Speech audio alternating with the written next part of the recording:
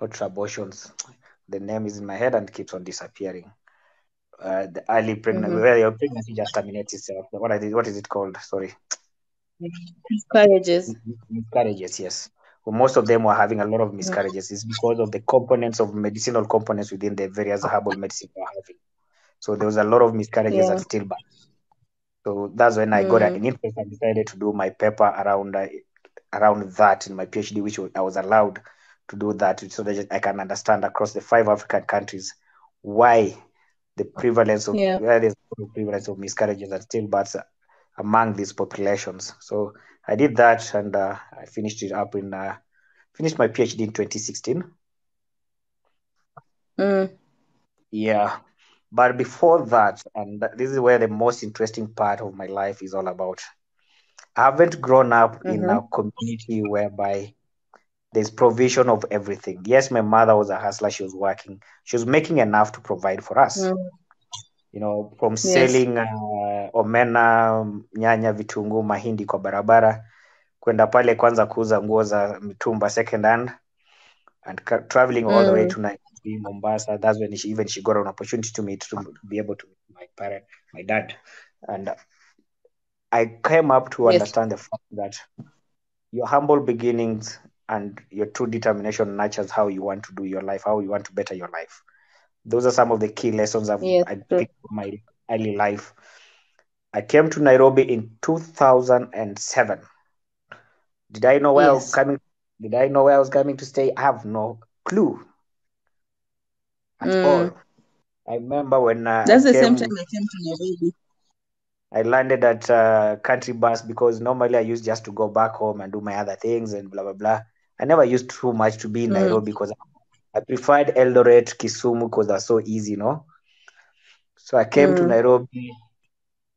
Do I have a substantial job that I'll say I'm having a job that I'm coming to do with all that education you have, but you're coming to Nairobi and you're like, "What? I need to get challenge in my life." My dad called me and telling me, I need to send you some cash. You need to get a house. I'm like, Dad, the reason why I left home is I don't want to be nurtured. I want to grow as a man. I want to be in a Yes. position to do things my way, not your way. So I left there, came to Nairobi, started hustling. I was staying with some guys in the house. These are spoiled brats who their fathers were from the government, having everything. They've been given the rental house in South Sea, and it's a 3-bedroom house. There are like 4 boys. So me, I was sleeping on the couch. Then on this day, this guy comes and tells me, I'm like 4 days old in Nairobi. Comes and tells me, you know what? Uh, Unalalalala tu na kuna chakula unalipa unanunua kwa hii nyumba. That's the day it hit my mind. I was like, you know what? Yo, it's time for you to man up and get out. So I got out of the house, picked everything of mine. Do you know where you're going? I have no clue at all. Just picked everything of mine.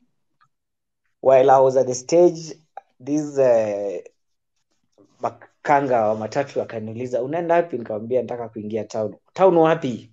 Nikamwambia mimi nataka kuingia town because I don't know so many stages in town where I can say like specifically where I'm going. So I got to town, then I found that time ilikuwa inaitwa nini? There was this landline here Telecom. Before Telecom, what was it called? They were doing some promotion. It was a telecommunication.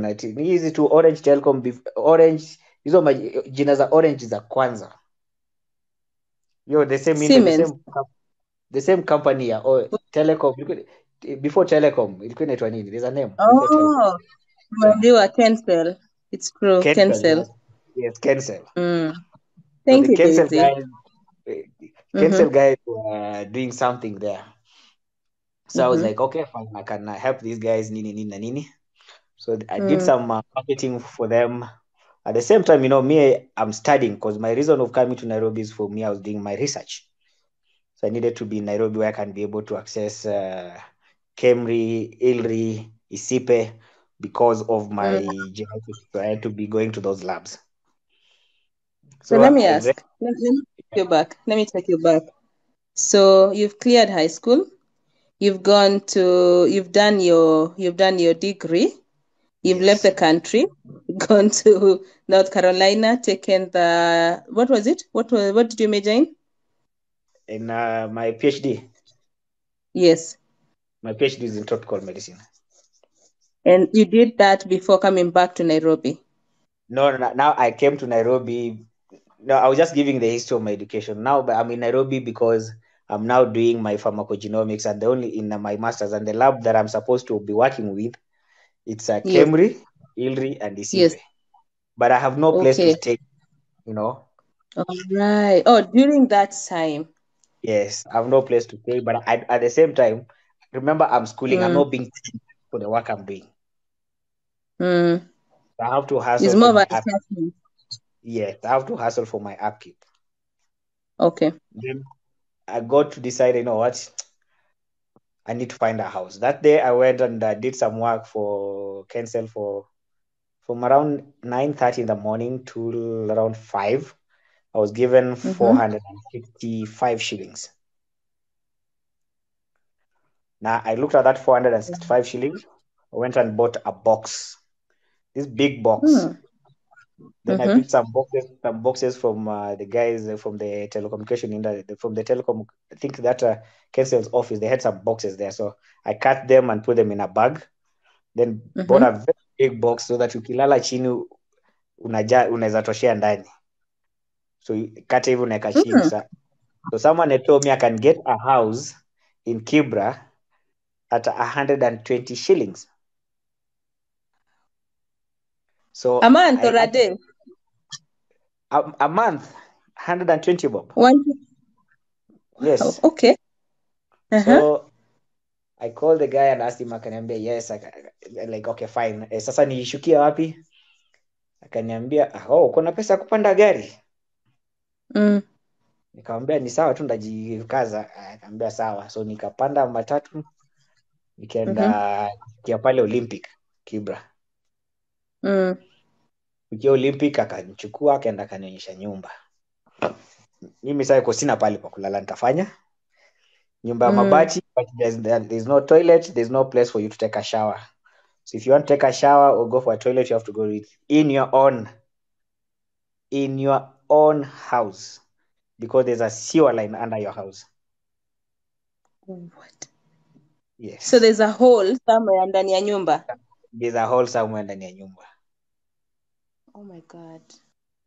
So that's where you can go for a long call. So go to the house. I have my notes in my bag. I have to do from the results I've got from the labs. I have to start. So I got there, paid the guy, gave me the keys. I had to go and buy a padlock. I bought a padlock at 5 shillings. When I bought a cup of githeri at 2 bob. And they put some, we call it long tea. It's milk tea, but it's long tea. You can't see milk in it. You feel a dash of milk in it, you know. Came to my house, so I locked the door and started working, Nini. Then 2 weeks later, I got some job with the African Biotechnology Stakeholders Forum. So the office was at Mountain View. How did you get the job? They just someone within the labs where I was going, I think, just saw me, and I never showed anyone like I'm staying at this bad place or what. When I'm out of the house, I'm a happy person. I'm at work. I'm just doing work in the lab. Yes. So this is called Leah. She calls me, tells me, Ospira, habari ya leo mzuri. Nimepewa document yako na nimeambiwa nikupigie simu, tunaweza fanya kazi pamoja nini. Kaambia ni sawa, ungelipenda kuanza lini? Nikamwambia but I would like to inform you because I'm also doing my masters at this particular time and I need to be attending my lab sessions that I need to be attending every week. I need to have at least 6 hours. I need to be in the labs to run my sequencing. Yes. So, and then she's like, no, that's not a problem. Even I told me so. We had agreed, so we'll give you 8 hours a week for you to do your lab work, but the rest of the hours you need to be at work. I'm like, okay. So I went there, asked them, what is my position here? They told me a program officer. Then I was like, okay, sharp. Sorry, when I say sharp is like, I'm so much used to the South African talking. They say good, perfect, you know. So I'm like, okay, sawa, fine. So I go there. Then okay, I asked Leah, oh, how are you? Good. Okay, Leah, what is your background? So she tells me she has a diploma, blah blah blah, and that's my boss, diploma, nini nini. Then who's the managing director? The managing director has a certificate. I'm like, what the hell is going on here? Yeah. So I find that What? I'm the only educated person in the entire institution who is employed there. Apart from the IT lady, she was called Susan. Who Then I had was a like, degree, maybe. yeah, she had a degree. Then I was like, okay. Mm. But I worked for them, and all these people, like the guy with the certificate, who's the managing director, was earning like almost 300 or 400K a month. Guess how much I'm being paid a month? 4K. Huh? 4,000 bob. Yeah. Wow. So I worked for them for 3 months, 4 months. Little did I know, the owner of the African Biotechnology Stakeholders Forum is my auntie. Mm. Mm-hmm. Yeah, I saw someone coming in with a car with the UNEP car. I'm like, yo, wait, I think I know this number plate. So I look at her, she comes out. She's very old because she was very old. She kept on, even at times, even at home, she could lose her memory. She was very old and very smart. She's a professor. So I asked her, we talk, and then I'm like, okay. So when I asked to talk to her, they refuse. Mm. Yeah, they completely refuse. They could not even allow me to go to her office. Me, I was like, okay. And I wasn't in that space of whereby I need someone to help me to go up the ladder, because I know, I always believe I have my brain, I can make myself move. So I Yeah. kept after the 3 months, I stayed there for another 3 months, finished my lab work, finished my work, went to the US. So I went to the US, did everything that I needed to do there. I've never thought of staying out of the country, like in the Western countries, to work there and live there. No, I've never thought of that in my life. So I came back home. On the way in my flight arriving in Kenya in 2009, I get an email while I'm still at JKIA. You have been enrolled for you to do your PhD. I was like, yo, what's going on? I'm like, okay, but even I've not graduated for my master's. I'm like, okay. They're like, no, you'll finish, you'll just clear your papers, and then you come. And I'm like, okay, fine. Just enroll for me, but when I'm ready, I'll enroll it. Let me finish what I'm doing right now. So I Same finished up institution. Then I came to Kenya. We were having a meeting at KICC. At KICC, I joined one of the meetings there. It's the same time now in 2009 when I got appointed by Kibaki to be part of the devolution task force. Do all these legislations, blah, blah, blah. And we went around for 11 months around the country, getting a lot of information around that. Then during at the same time, this research company called Research. It's called Research, yeah?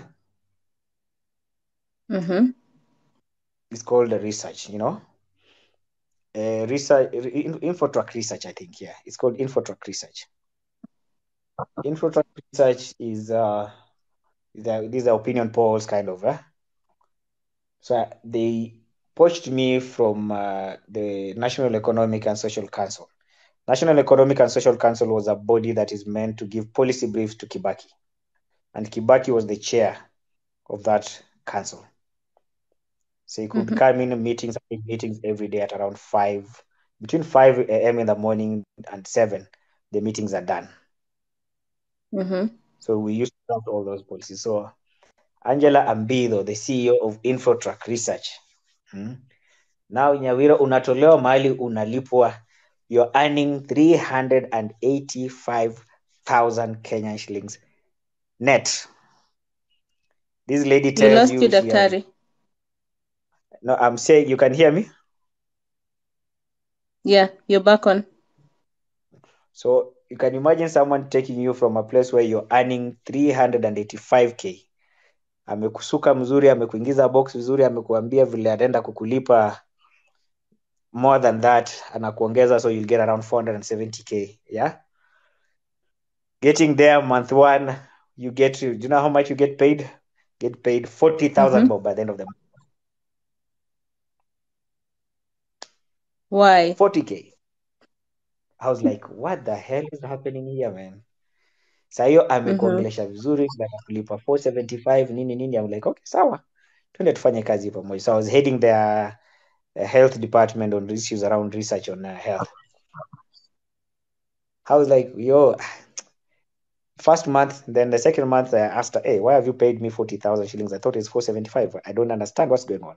Kindly explain to me. You're like, oh, then I asked her, if you're paying me 40,000 shillings, it means for every month, you only deserve 30 minutes of my time. The rest of the month, I have to do my other things to ensure I have my 430,000 bob. Thought it's a joke. I could only come to work for 30 minutes and I'm out. Then you'll see me the next month. So from there, I got another contract with the St. Elizabeth St. Elizabeth Pediatric Glacier Foundation in Rwanda. Me together with the former PS Medical Services, Dr. Muraguri. So we went and worked there, did a lot of genetic sequences, genome sequencing. Then I came back to Kenya. The Infotrak had called me again. I did for them $120 million, 120 million Kenyan shillings proposal. And our agreement was for me to get 7% gross of the 120 million as my pay. World Bank was the one paying the monies. So the World Bank paid the down payment of 60%. The lady never gave me a single coin as agreed. But I told her, listen, that's not an issue. If you agreed for money, thank you and bye. She thought it's a joke. I walked away. The World Bank called me directly, not through the company. Called me directly. Then they asked me, come to the office. I went to the Upper Hill. They told me, what exactly is going on? I'm like, I can't work for someone who can't keep up by the agreements you have. This is the first contract we had with her. She was supposed to pay me this much. She never paid. So I left the company. I did this proposal. I know the proposal at the back of my palm, from scratch to everything. We have agreed there's a commission I need to get, which is justifiable. Even the bank, you as a World Bank, you can pay me directly. It's justifiable within the Kenyan law. Said, okay, fine. Then I told the World Bank, even there's another contract that another business that I've already signed for, East African Community Business Council. And I know the contract is coming through. And she has no idea how to implement it. And at that time, I've already resigned. I've told her, I can't work with you. I can't do with you anything. Sorry. You and me in my life have blacklisted you. So I came out of that place. And then the World Bank paid me, out of 120 million, they paid me my 27 mic directly to me. Told them, you pay it direct. So I told them I'll only do for you. I'll be the project coordinator for your project for the next, the project is running for the next 1.5 years. I'll do it for you, and I'll ensure your data that you're getting is to the standards. So we did called the Kenya Municipality Program, where we are all taking to ensure that which cities need to be upgraded to certain levels and what kind of health facilities are where, and map everything else and put it into one database. So we did it for 1.5 years. From there, the other contract came from East African Business Council. She was given the contract. She has no idea because she never wrote the document and no one in the office knew about the document. The East African Business Council canceled the contract for the company. They sent me the contract to do it personally. Wow. So I did it for the East African Business Council. So that is how, from that point now, I got into the private sector of doing business alone. Now, prior to that, I want to give just people a very simple snippet of how life is so easy, how you make it. You can imagine, I've lived in Nairobi, I think most of the slums, because I moved from Kibra paying 120 shillings rent. From Kibra, I came to, after I got the African biotechnology job, I went to Mathare North, Area 4. Area 4 is that area for Mathare North. Area 4 is when you're getting into Mathare, you pass KSMS. At the T junction there, you find the NYS engineering school. That is Area 4. So that is Mathare North, Area 4. I came from Mathare North, went to Kariobangi South.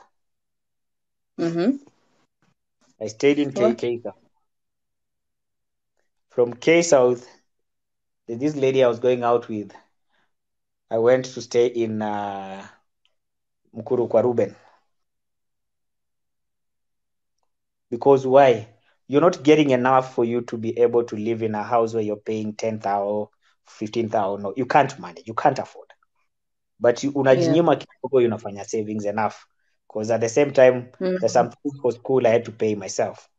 So hiyo kujinyima ilinisaidia a lot. So I've moved through those ladders in terms of, I came from there now, from KSL, from Mkuru kwa Ruben. Then the last slum I stayed in was this one. What is this? This one going to Isili, Karioko there. At Karioko. See behind the Karioko market? There's houses up with we see. Yes. That's where I stayed. There. From there, I went to the forest. That time, mi naona siku hizi Rongai, mi wambianga watu Rongai is a city. That time it could only take me at least 10 minutes. I'm in Nairobi city because there was no one staying in that area, So I went and stayed there, and eventually that is how life is, and it has enabled me to see different things in life, to understand various perspectives of life, and got into the private sector. Now, my current business partners, we met in 2011. Yes. Well, just by discussion, these issues of I was talking to you about the COP. That was the COP 20. The COP 20.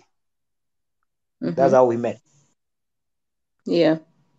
With my basic IT background, we decided to shut down the entire conference in Geneva because the African solutions were not meeting the African needs. So we locked down all the leaders in one conference and told them, if you can't have a clear resolution for the African countries, we are not opening the doors. And those doors are electronically locked, so they couldn't put keys in to open. So someone hacked and we locked them in, gave them our resolutions, passed them. So that's how now I came to meet my current business partners. Apart from that, I've done a lot of issues myself, from my governance background to my medical background to my IT professional aspect of it also. We have come up to understand that it's not only about employment, but at the same time, we need to ask ourselves, what is it that we need to do? What is it that we desire? What is that business that you want to do for yourself? Where do you want to be tomorrow? What do you want to achieve? Because I look at various dynamics when I travel around different countries. Because right now in Africa, like I've done out of 56 countries, I have, they're not even 14. I think that, between 14 and 12 countries that I've not visited. Both work and not pleasure. Visited. Yeah. So yeah. And I'm looking at it by the time end of next year, I need to have at least traverse those countries and maybe remain with the three or four that I know right now. You can't go there because of the mess they're having, you know. But that is the clarity in terms of how we move on and how you package yourself. Because if I had not packaged myself very well and grasp the various information that you need at your fingertips, you need to Yes. brand yourself, package yourself in a sense that it's very hard for an institution to do away without you.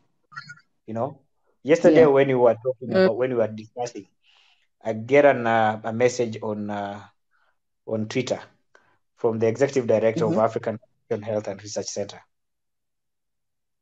She tells me, "You but send me your CV, please." Then I call and ask her, "Catherine, what do you want my CV for?" No, you ask so many questions. Just send me your CV. I'm like, okay, fine. I forward it to her. Then the next thing she sent me a message like, there's some policy here I want you to review for us. And there are like 5 policies. Kindly get in touch with Robert and Susan from the HR and do your contract to sign so that you can have your paper, so that the documents can be shared with you. You take you around 6 months to review all of them. Those documents can't be done in 6 months.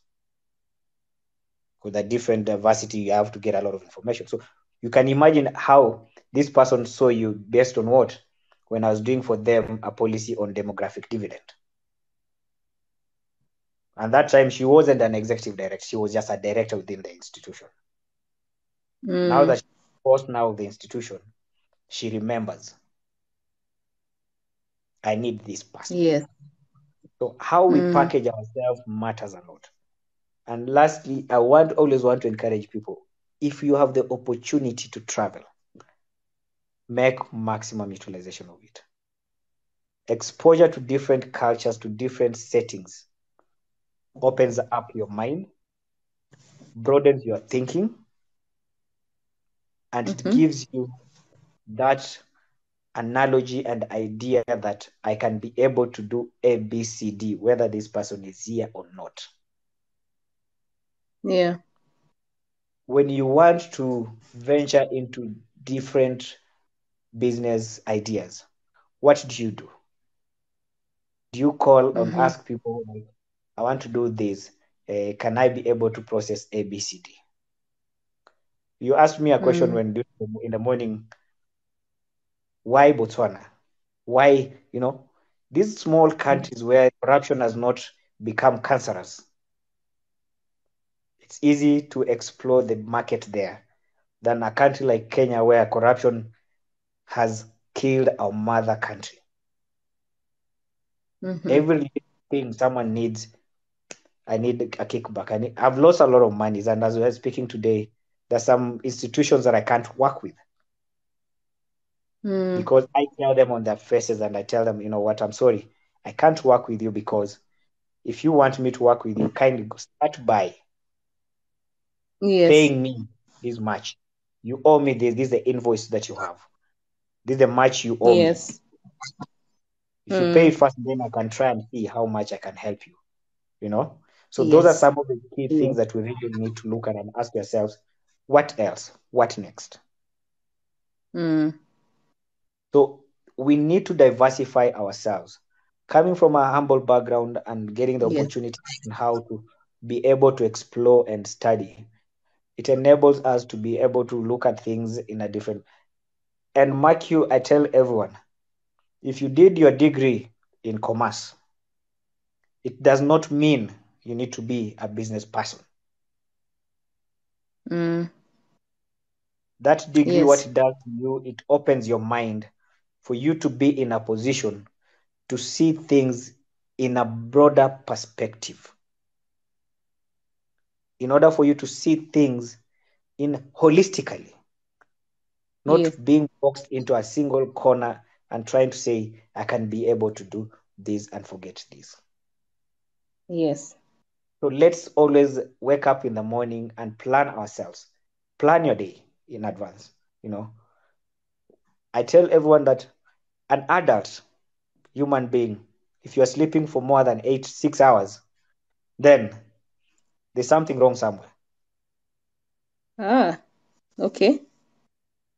As an adult, the healthy sleeping pattern is between 4 and 6 hours. Wake up and just start your day very easily. If you're a caffeine person, start your day with a caffeine. If you are someone who Mm, likes having a cup of warm water in the morning, start with a cup of water in the morning. mm, But oversleeping also at the same time, what it does to you is it completely slows your operation. It completely slows down how you vision things. It completely slows down how you think. yes. If you start your day very slow, you can imagine you wake up at 10 a.m. The day is almost over. Mm, What else are you going to do? Some of us, we are living in places, let's say we are living with our parents. In our parents' houses, they're living in their own compounds. Do you have a job? No. But if you mm, don't have a job, why do mm-hmm. you have to sleep midday? Yeah. Your parents have a kitchen garden. Why don't you utilize that kitchen garden and start making every day 200 shillings or 300 shillings? Yeah. You know, Nyawira, I can't remember the last time I went to a supermarket and bought a cauliflower or a broccoli. I can't remember the last Your time I farm. went to a supermarket. Yes, in like a small piece of land within my house, you know. I can't Mm, remember the last time I went to the supermarket to buy skuma, mm, spinach, kunde, mm-hmm. the spider flower, the saga. Mm-mm. I can't remember that.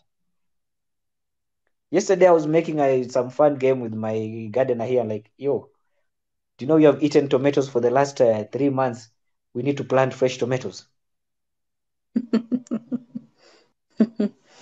You know, Yeah. those kind of you can be able to do basic things and make little monies that will you'll survive because you want to go out and meet your friends. Do you need to ask your parent or ask your friends for some cash?